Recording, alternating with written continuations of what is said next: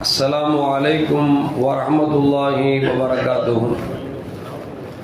الحمد لله رب العالمين والصلاة والسلام على أشرف المرسلين وعلى آله وأصحابه وأزواجه وذرياته وأهل بيته أجمعين. சங்கைக்கும் மென்மைக்கும் உரிய பெரியோர்களே, சகோதரர்களே, எல்லாம் வல்ல அல்லாஹ் ஜல்ல ஜலால் நாம் செய்யக்கூடிய எல்லா நற்காரியங்களையும் முகஸ்துதியின்றி இஹ்லாஸான முறையில் இறைவனுக்காக மட்டுமே செய்யப்பட்ட நல்வணக்கங்களில் நம் வணக்கங்களை அல்லாஹ் அங்கீகரித்துக் கொள்வானாக. நாம் செய்யக்கூடிய வியாபாரங்களிலும் தொழில்துறைகளிலும் நஷ்டமில்லாத ஹலாலான முறையில் நிரம்ப லாபத்தை பெற்று அந்த லாபகரமான வாழ்க்கை கொண்டு தம் தேவைகளையும் தேவை உடையவர்கள் தேவைகளையும் நிறைவேற்றக்கூடிய நல்ல பொருளாதாரத்தையும் உள்ள விசாலத்தையும் அல்லாஹ் நம் அனைவர்களுக்கும் வழங்கி அல்வானாக. கஞ்சத்தனம் என்கிற தீய பண்பை விட்டு அல்லாஹ் நம்மை பாதுகாத்துக் கொள்வானாக. நம்மை இந்த உலகத்தில் வாழ வைக்கும் காலமெல்லாம் நோய் நொடியின்றி ஒரு ஆரோக்கியத்தோடு அல்லாஹ் நம்மை வாழச் செய்வானாக. அந்த ஆரோக்கியமான வாழ்க்கை கொண்டு அல்லாஹ் ரசூலை நெருங்கக்கூடிய அனைத்து நல்லவர்களையும் புரியக்கூடிய நல்ல முத்தகீன்களின் கூட்டத்தில் அல்லாஹ் நம்மை ஆக்கி அல்வானாக. திடீர் மரணங்களை விட்டும் தீய மரணங்களை விட்டும் நம்மையும் நம் குடும்பத்தையும் நம் சமூகத்தையும் அல்லாஹ் முழுமையான முறையில் பாதுகாத்துக் கொள்வானாக. மருத்துவமனையின் செலவினங்களை விட்டும் வேதனைகளை விட்டும் அல்லாஹ் நம்மை காத்தல்வானாக. நம்மில் யாரெல்லாம் நோயால் பாதிக்கப்பட்டு வீடே கதி என்றும் ஆஸ்பத்திரியை கதி என்றும் அல்லல் பட்டும் அவதியுற்றும் இருக்கிறார்களோ அத்தனை மக்களுக்கும் வெகு விரைவில் நோயை போக்கி உடல் ஆரோக்கியத்தை வழங்குவதோடு அவர்களை கூட அவர் குடும்பத்திற்கும் சமூகத்திற்கும் நல்ல பலன் தரக்கூடிய மக்களாக ஆக்கி அல்வானாக. நாம் இந்த உலகத்தில் வாழ்ந்து மறைகிற நேரத்தில் லா இலாஹ இல்லல்லாஹ் முஹம்மதுர் ரசூலுல்லாஹ் என்ற கலிமாவை மொழிந்து ஜன்னத்துல் ஃபிர்தௌஸை கண்ணால் கண்டு அகமகிழ்ந்து சிரித்த வண்ணமாக மரணிக்கக்கூடிய நல்வாக்கியம் பெற்ற மக்களில் அல்லாஹ் நம்மை ஆக்கி அல்வானாக. மரணித்தும் மரணிக்காத இறைநேசர்களின் கூட்டத்தில் அல்லாஹ் நம்மை ஆக்கி அல்வானாக. நாளை மறுமையில முத்து முஹம்மது ரசூலுல்லாஹி ஸல்லல்லாஹு அலைஹி வஸல்லம் அவர்களின் திருக்கரங்களால் ஹவுதுல் கௌசர் என்கிற தடாகத்தின் நீர் வருகி அன்னாரின் ஷஃபாஅத்தை பெற்று அன்னாரின் கரம் பிடித்து ஜன்னத்துல் ஃபிர்தௌஸ் என்ற உயர்ந்த சொர்க்கத்தில் அவர்களோடு அல்லாஹ் நம்மை சங்கமிக்க செய்வானாக. எல்லாவற்றுக்கும் மேலாக இறை அன்பை பெற்று இறைவனை பார்த்து பரவசம் அடையக்கூடிய அவர்கள் லிக்காவையும் ரிலாவையும் பெற்ற மக்களில் அல்லாஹ் நம்மை ஆக்கி அருள்வானாக. அருமையான மோமின்களே, ஈதுல் ஃபித்ருடைய பெருநாள் அன்று அல்லாஹுக்கு மிகவும் பிடித்தமான ஃபஜ்ர் தொழுகையை தொழுதுவிட்டு நாம் எல்லாம் அமர்ந்திருக்கிறோம். அல்லாஹு ஜல்ல ஜலாலுஹு இந்த நாளை ரமலானில் யாரெல்லாம் நோன்பு நோற்று தங்களால் முடிந்த அளவுக்கு தான தர்மங்களையும் குர்ஆனை ஓதியும் ஏத்திகாஃப் இருந்தும் யாரெல்லாம் நல்லமல் செய்தார்களோ அத்தனை பேர்களுக்கும் அல்லாஹ் கூலி வழங்கக்கூடிய இந்த நன்னாளிலே அவருடைய கூலியை முழுமையான முறையில் பெறக்கூடிய நன்மக்களின் கூட்டத்தில் அல்லாஹ் நம்மை ஆக்கி அருள்வானாக. அருமையான மூமின்களே, இப்னு அப்பாஸ் ரலியல்லாஹு தஆலா அவர்கள் கண்மணி முஹம்மது ரசூலுல்லாஹி ஸல்லல்லாஹு அலைஹி வஸல்லம் சொன்னதாக ஒரு செய்தியை அறிவிக்கிறார்கள். என்னவென்றால், அல்லாஹு ஜல்ல ஜலாலுஹு இந்த ஈதுல் ஃபித்ர் பெருநாள் அன்று மலக்குமார்களை சாறை சாறையாக கணக்கில் இல்லாத அளவிற்கு அல்லாஹ் பூமிக்கு அனுப்பி ஒவ்வொரு ஊர்களிலும் ஒவ்வொரு தெருக்களிலும் ஒவ்வொரு மூலைகளில் நின்று கொண்டு யா உம்மத்தே முஹம்மது ஸல்லல்லாஹு அலைஹி வஸல்லம் சமுதாயத்தினரே வாருங்கள் என்று உங்களுக்கு கூலி கொடுக்கக்கூடிய நாளாக இருக்கிறது என்று சொல்லி சத்தமிட்டு அழைக்கிறார்களா. அப்படி அழைக்கிற பொழுது அல்லாஹ் சொல்லுவான், மலக்குமார்களே, இந்த மக்கள் 30 நாட்கள் நோன்பு பிடித்தார்கள், குர்ஆனை ஓதினார்கள், மற்ற வணக்கங்களை எல்லாம் புரிந்தார்களே, இவர்களுக்கு நான் என்ன கொடுக்க போகிறேன் என்று தெரியுமா என்று சொல்லி அல்லாஹ் மலக்குமார்களை பார்த்து கேட்பாங்க. இப்போ அல்லாஹ் மலக்குமார்கள் அல்லாஹ்ட்ட சொல்லுவாங்களாம், யா அல்லாஹ், நீ என்ன கொடுக்க போற? அவங்க செஞ்ச நன்மையான காரியங்களுக்கு நீ கூலி கொடுக்க போகிறாய், அதுதானே சரியாக இருக்கும் என்று சொல்லி மலக்குமார் அல்லாஹ்விடத்தில் தெரிவிக்கிற பொழுது அல்லாஹ் சொல்வானா, நான் கூலியெல்லாம் கொடுக்க போறது இல்லை, அவர்களின் பாவங்களை முழுமையாக மன்னித்து என் பொருத்தத்திற்கு உரித்த மக்களாக நான் ஆக்கப் போகிறேன் என்று அல்லாஹு ஜல்ல ஜலாலுஹு மலக்குமாரிடத்தில் தான் கூலி கொடுப்பதை விட தன் பொருத்தத்தை வெளிப்படுத்துகிறான் என்று சொன்னால் நாம் எவ்வளவு பாக்கியமானவர்கள் என்பதை கொஞ்சம் யோசித்து பார்க்க வேண்டும். ஏனென்று சொன்னால், தொழுதால் அல்லாஹ் நன்மையை தருவான். நோன்பை பிடித்தால் நன்மையை தருவான். ஜகாத்தை கொடுத்தால் நன்மையை தருவான். எல்லா வணக்கங்களும் நன்மை தரக்கூடிய அல்லாஹ் ஜல்ல ஜலாலுஹு அதையும் தாண்டி அதையும் கடந்து அவனுடைய ரிலா என்று சொல்லக்கூடிய பொருத்தம் இருக்கிறது.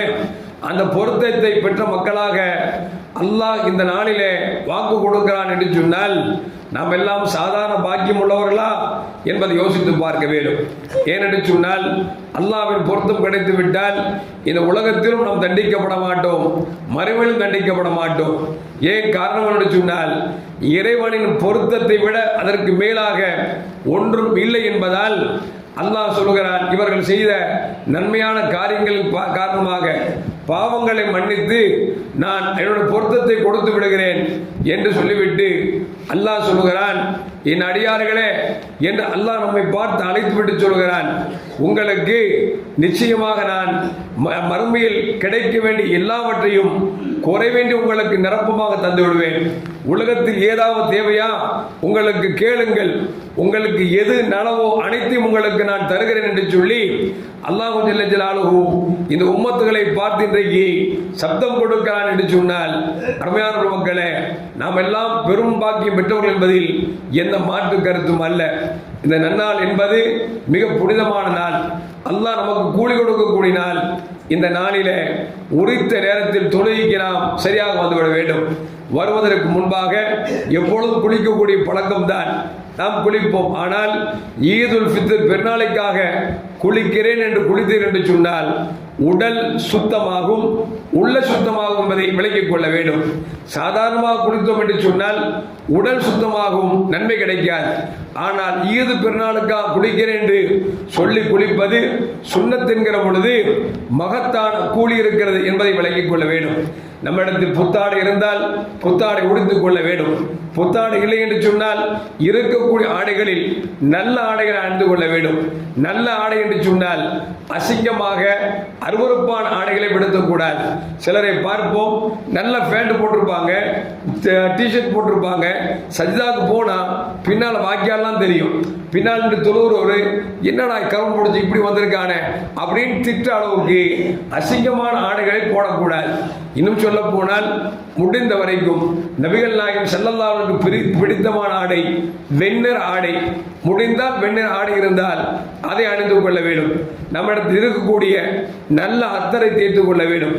தேய்ப்பது மட்டுமல்ல, நாம் ஃபஜ்ர் தொழுது முடித்துவிட்டு வீட்டுக்கு சென்று மீண்டும் திரும்புகின்ற வரைக்கும் எங்கு சென்றாலும் தக்பீரை சொல்ல வேண்டும். அல்லாஹு அக்பர், அல்லாஹு அக்பர், லா இலாஹ இல்லல்லாஹ், அல்லாஹு அக்பர், அல்லாஹு அக்பர், வலில்லாஹில் ஹம்து என்று சொல்லி சொல்ல வேண்டுமாய் கண்மணி நாயகம் ஸல்லல்லாஹு அலைஹி சொல்கிறார்கள், ஸய்யினு அய்யாதக்கும் பித் தக்பீர், தக்பீரை கொண்டு உங்கள் பெருநாளை நீங்கள் அழகுபடுத்துங்கள் என்று பெருமானார் ஸல்லல்லாஹு அலைஹி சொல்கிறார்கள். எனவே செல்லுகிற பொழுதும் வருகின்ற பொழுதும் நாம் தக்பீர் சொல்லிக் கொண்டு வர வேண்டும். இப்போ சுன்னத்தான முறையில் சுன்னத்தான குளிப்பை குளிக்கிறேன் என்று சொல்ல வேண்டும். புத்தாடை உடுத்த வேண்டும். நல்ல நறுமணங்களை தேய்க்க வேண்டும். அதுபோன்று வருவதற்கு முன்பாக நம்முடைய சதகத்துல் ஃபித்ரை ஏழை மக்களுக்கு கொடுத்து விட்டு வர வேண்டும்.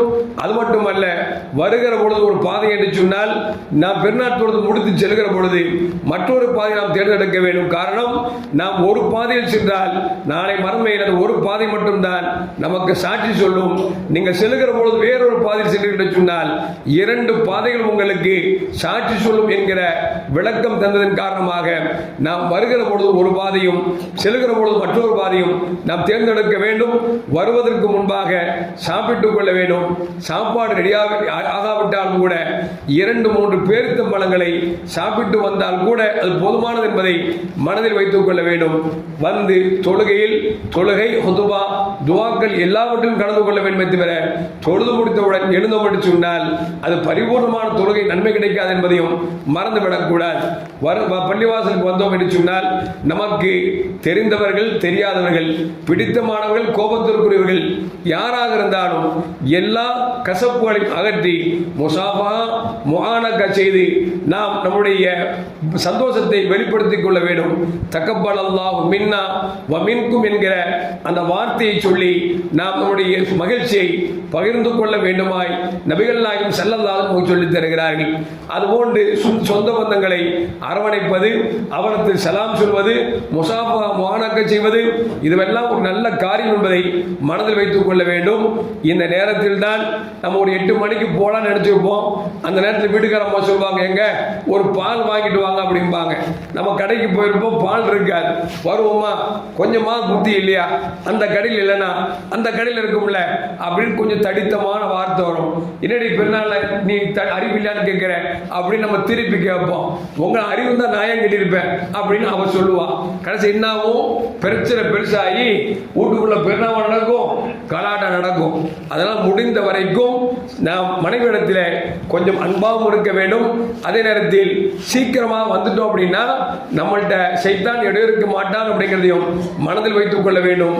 தொழுகை சரியாக 8:30 மணிக்கு ஒரே ஜமாத்தாக நடைபெறும். தாமதம் இல்லாமல் வந்து சேருமாய் அன்போடு கேட்டுக்கொள்கிறோம். எல்லாம் அல்லாஹ் ஜல்ல ஜலாலுஹு பெருநாளின் நல்பாக்கியத்தை நம் அனைவருக்கும் முழுமையான முறையில் பெறக்கூடிய நன்மக்களின் கூட்டத்தில் அல்லாஹ் நம்மை ஆக்கி அருள்வானாக. அஸ்ஸலாமு அலைக்கும் வரஹ்மத்துல்லாஹி வபரகாத்துஹு. முஹம்மது ஸல்லல்லாஹு அலைஹி வஸல்லம் ஸல்லல்லாஹு அலா முஹம்மது ஸல்லல்லாஹு அலைஹி வஸல்லம்